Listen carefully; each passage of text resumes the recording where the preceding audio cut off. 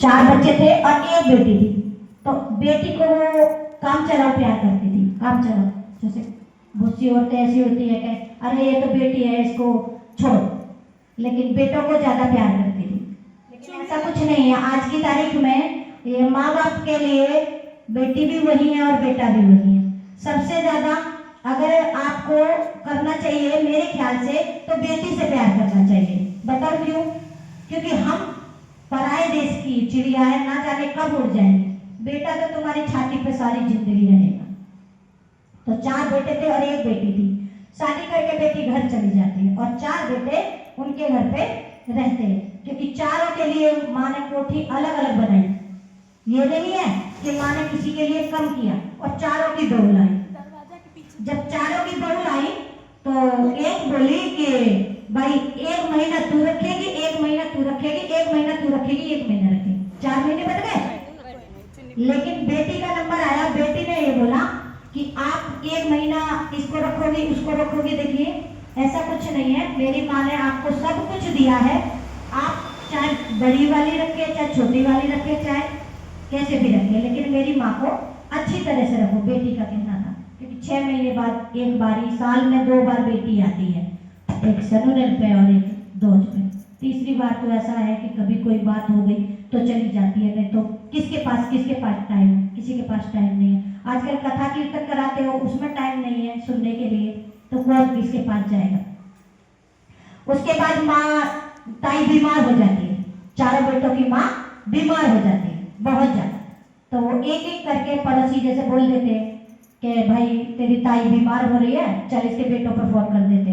तो एक एक करके वो बेटे से बहू से बोलते हैं। थोड़ा दूर दूर का फासला था, माँ अलग रहती थी, कोई नहीं रखने को तैयार था, माँ अलग रहती थी। ठीक है, तो सब बेटों पर फोन किया। पहले बड़े वाले बेटे पर फोन किया कि हमारी मम्मी को बुखार आ गया है, तबीयत खराब है, आप आ जाइए।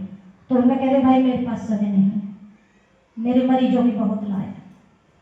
फिर दूसरे पे फोन किया कि आप आ जाइए, आपकी मम्मी की तबीयत बहुत ज्यादा खराब है। तो दूसरे वाले ने भी बोल दिया भाई मेरे पास भी समय नहीं है, मैं पैसे भेज देता हूँ, मेरे पास समय नहीं है, माँ को दिखा दो।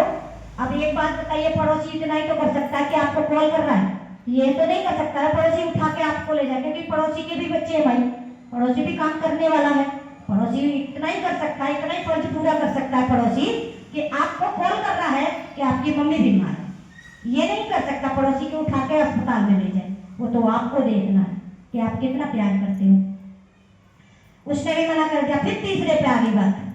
तो तीसरे ने बोला कि भाई मैं तो रिश्तेदारी में जा रखा हूँ, जबकि वो रिश्तेदारी में नहीं जा रखा था, वो घूमने अपने बीवी बच्चों के साथ में घूम रहा था, टूर पे जा रहा था। उसने भी मना कर दिया। चौथे से भी बोला फोन करके भाई ऐसी ऐसी बात है, तेरी मम्मी की हालत ज्यादा खराब है, आप आ जाइए। वो भी मना कर गया। बोले भाई मैं कैसे आऊँगा, मैं तो बहुत किसान आदमी हूँ, मेरे खेत में पानी भर गया, धान नहीं लगे, गेहूँ हो गए, फटाना हो गया, दिखाना है 10 बातें।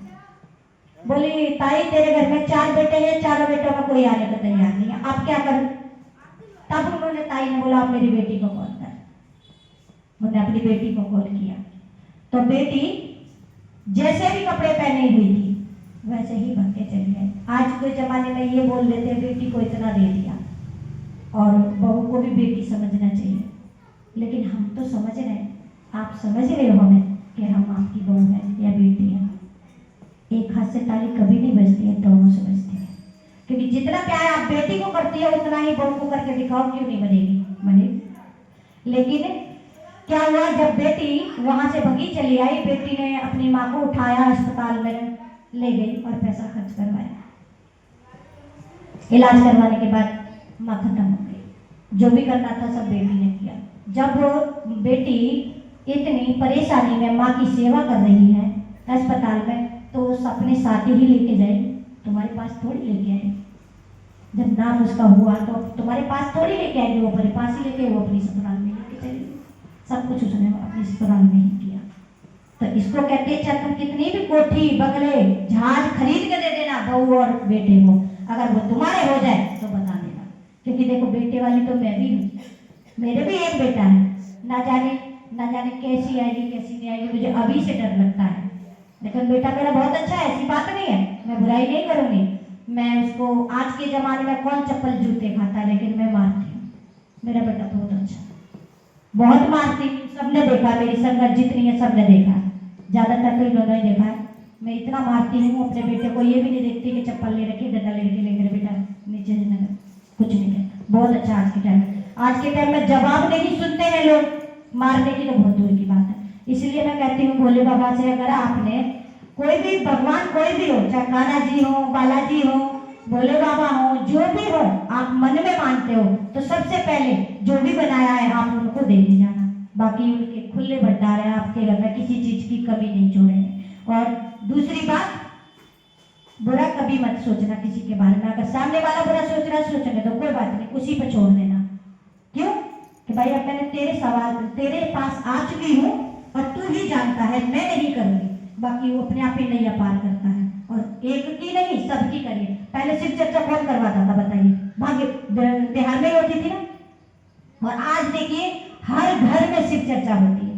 क्यों होती है? क्योंकि बाबा इतने भोले थे, सबका काम पूरा कर देते, चाहे उनको अच्छा, उनका भूख भी ज्यादा नहीं लगता कि नहीं जी तुम मेवा लाओ, मिठाई लाओ, ये लाओ, वो लाओ। खाली भांग धतूरा, किसी के पास कुछ नहीं है, बाबा ने नहीं दे पाए तो वो हमारे कर्म है। ये मत कहना कि हमने ये काम नहीं करवाया तो ऐसे हमारे बाबा ने कर दिया, वो हमारी किस्मत है, हमारे को नहीं मिला, शायद हम ऊपर से लिखा के ऐसी आए। और देने वालों को बहुत कुछ दिया है। तो इसलिए मैं कहती हूँ शिव परिवार के लिए सब लोग अगर शिव चर्चा भी कराते हो ना तो हर घर में करनी चाहिए। क्यों करनी चाहिए? क्योंकि बाबा सबकी सुनता, आज नहीं तो कल सुनता सबकी। हर हर महादेव, मैया भवानी की जय। जैसे उनकी संभाली ऐसे सबकी संभालना। जयकारा शेरा वाली का बोल, साचे दरबार की जय।